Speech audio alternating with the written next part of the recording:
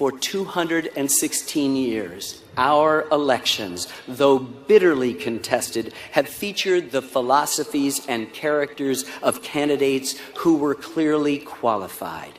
That is not the case this year.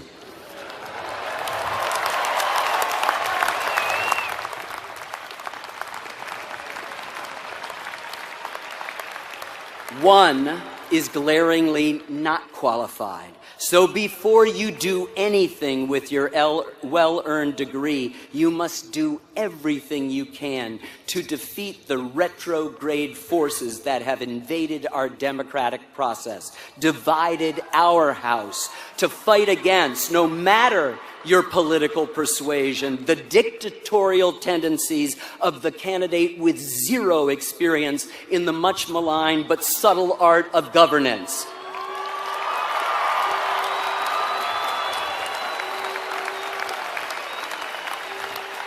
Who is against lots of things but doesn't seem to be for anything, offering only bombastic and contradictory promises and terrifying Orwellian statesmen. A person who easily lies, creating an environment where the truth doesn't seem to matter, who has never demonstrated any interest in anyone or anything but himself and his own enrichment.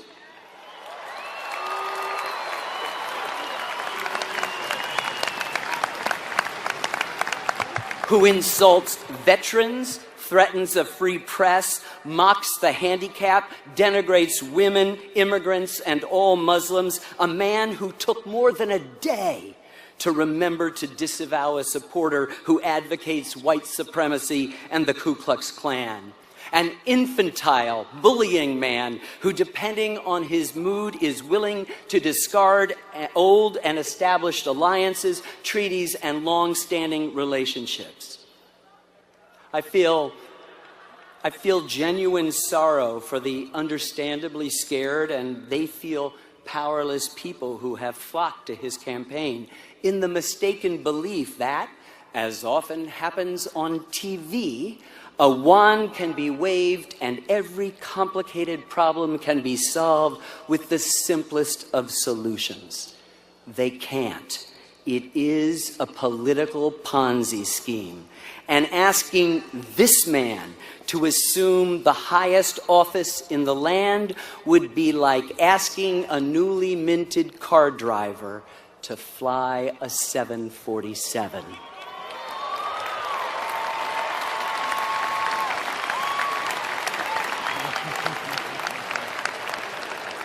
As a student of history, I recognize this type. He emerges everywhere and in all eras. We see nurtured in his campaign an incipient proto-fascism, a nativist, anti-immigrant know-nothingism, a disrespect for the judiciary, the prospect of women losing authority over their own bodies, African Americans again asked to go to the back of the line, voter suppression gleefully promoted, jingoistic saber rattling, a total lack of historical awareness, a political paranoia that predictably points fingers, always making the other wrong.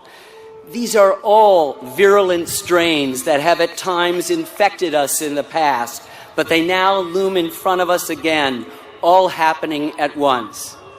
We know from our history books that these are the diseases of ancient and now fallen empires.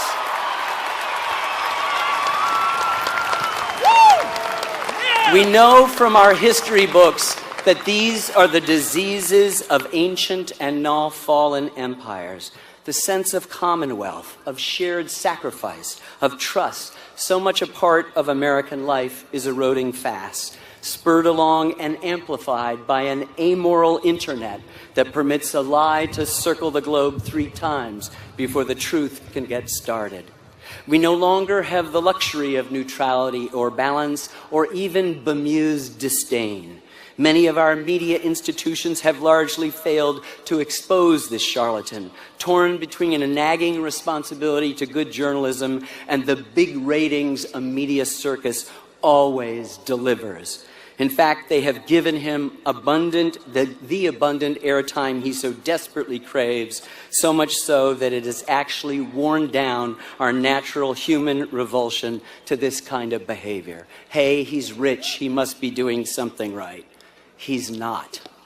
Edward R. Murrow would have exposed this naked emperor months ago. He is an insult to our history. And do not be deceived by his momentary good behavior. It's only a spoiled, misbehaving child hoping somehow to still have dessert.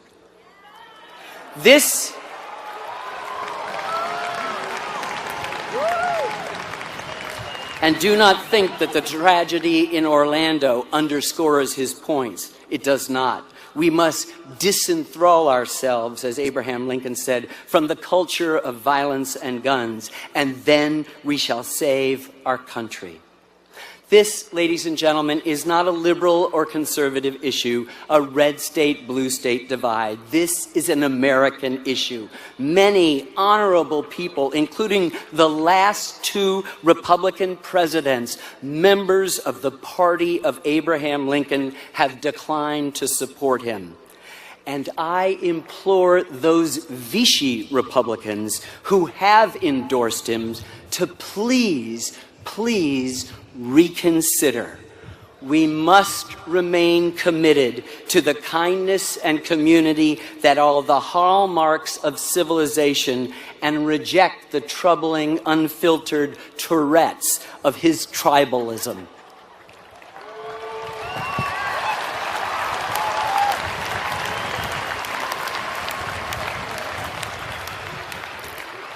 The next few months of your commencement, that is to say, your future, will be critical to the survival of the Republic. The occasion is piled high with difficulty.